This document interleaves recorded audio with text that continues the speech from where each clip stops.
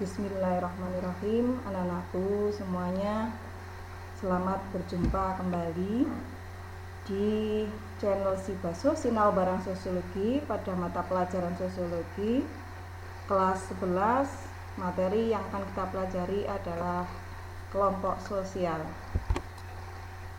Anak-anakku semuanya, kelompok sosial itu apa? Ya. Dulu kalau kita melihat sejarah, pada waktu masyarakat masih nomaden atau berpindah-pindah, mereka untuk memenuhi kebutuhan hidupnya, mereka biasanya berburu. Nah, apabila mereka melakukan sendirian, itu ternyata sulit untuk dilakukan.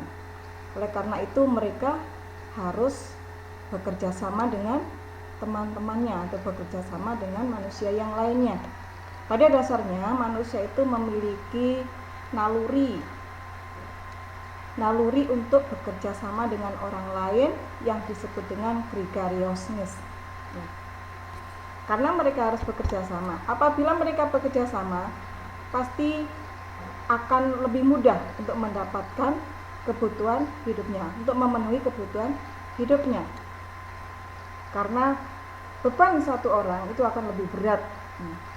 Sehingga bisa dilakukan dengan banyak orang, maka akan terasa lebih ringan.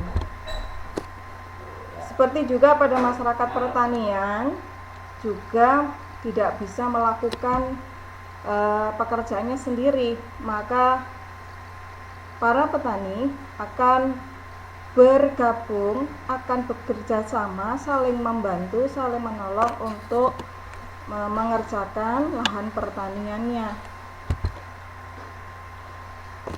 Kita tidak terasa juga ya, kalian semuanya keluarga, secara tidak langsung kita perlu sadari bahwa kita sebenarnya sejak lahir itu sudah membentuk suatu kelompok sosial ya, yaitu di dalam sebuah keluarga. Sejak kecil kita sudah bertemu dengan ibu kita lahir, kita diperkenalkan dengan ibu kita, ayah kita, saudara kita, dan itulah juga salah satu contoh bentuk kelompok sosial. Jadi, kelompok sosial itu apa? Di dalam kelompok sosial, unsur yang paling penting adalah adanya interaksi sosial dan adanya manusia. Secara definisi ya, jadi anak-anak sudah jelas apa yang mendasari manusia untuk membentuk suatu kelompok sosial. Jadi alasan manusia membentuk kelompok sosial itu adalah adanya keinginan untuk memenuhi kebutuhan hidupnya, baik lahir maupun kebutuhan batin. Menurut pakar sosiologi Paul B. Horton, kelompok sosial dimaknai suatu kumpulan manusia yang saling memiliki kesadaran akan keanggotaannya dan saling berinteraksi. Jadi dari contoh-contoh tadi sudah bisa kita pahami bahwa kelompok sosial itu terdiri dari manusia-manusia yang saling berinteraksi untuk memenuhi kebutuhan hidupnya. Nah, faktor pembentuk kelompok sosial itu apa?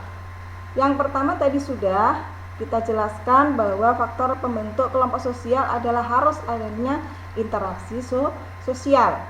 Yang kedua adalah genealogi atau keturunan. Yang ketiga agama. Yang keempat asal daerah. Dan yang kelima kepentingan. Nanti akan kita bahas satu per satu ya. Bagaimana pembahasan selanjutnya?